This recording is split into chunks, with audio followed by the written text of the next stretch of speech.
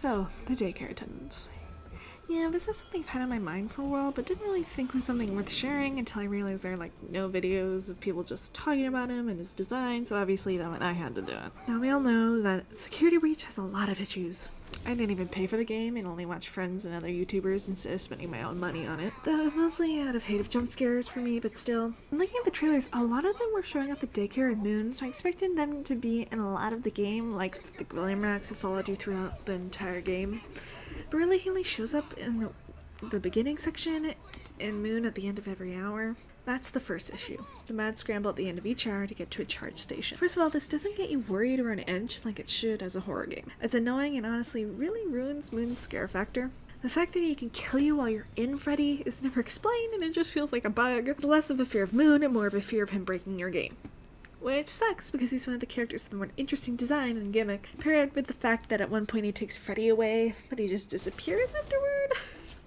I mean, shouldn't that mean that you, Gregory, has to save Freddy from Moon, not just find him broken in a completely different area? And also Shadow, he chases you right before he takes Freddy, which is for all of what, 10 seconds? And even then, the charging station is glitched, and it was not even about him at that point. Honestly, the worst part is that Sun feels so unused. You only see him in the beginning of the daycare, and that's it. The gimmick of Sun and Moon doesn't feel valuable since the only side that is getting any action is Moon. If Sun got a little more screen time or just had anything interesting about him other than Moon, the character would be so much better.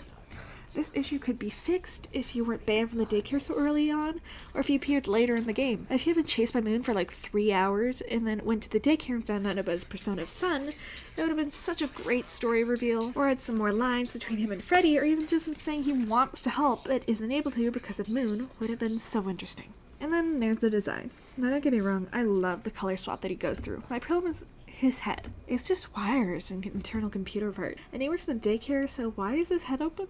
I really don't see reason for them to have not just given him an outer casing, and it doesn't fit with the aesthetic. And he's the only character like this. You cannot tell me that a kid wouldn't stick their fingers in that. And he's not broken either. Maybe if it came off as the night went on and he got more and more damaged, it would have made sense. But he's the only character that stays pristine throughout the whole game. Now, Steel Wolf has gone on record saying that they added more and more to the game until it became huge. And it feels like by doing this, they neglected the areas they had already promised. The daycare was revealed very early on, and it was one of the few confirmed areas, but it feels like they did the least with it. Look at how small it is. There's a small circle in the middle of the room surrounded by other disconnected rooms. Why isn't the daycare the entire area? The rooms are incredibly plain, and they don't match the daycare at all, so why are they here?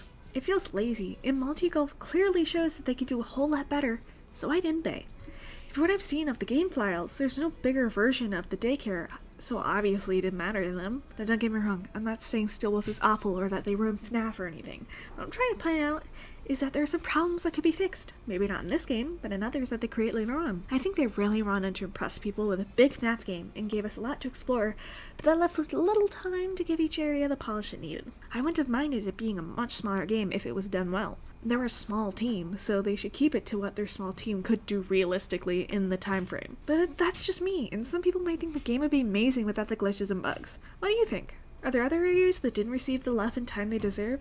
What area do you think they should have just scrapped entirely? Tell me what you think in the comments and be sure to subscribe. Shadow out!